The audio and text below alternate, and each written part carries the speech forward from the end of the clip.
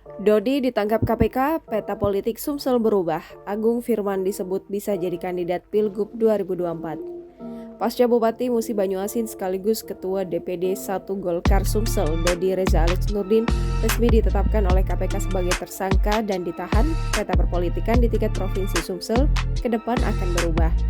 Hal ini diungkapkan Sekretaris DPW PAN Sumsel Jonci Muhammad, dan pada pemilihan Gubernur Sumsel 2018 lalu, PAN Sumsel bersama Partai Nasdem dan Hanura mengusung Herman Deru Mawardi Yahya dan berhasil memenangi pilkada.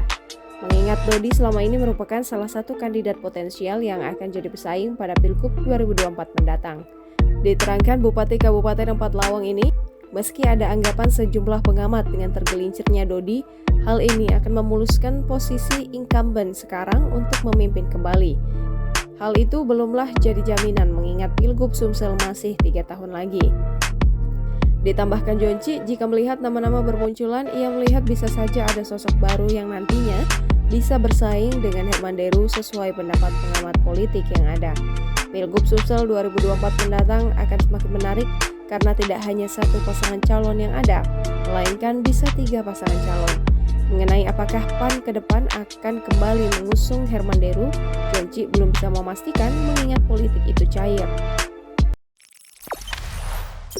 Jangan lupa subscribe, share, komen, dan like ya!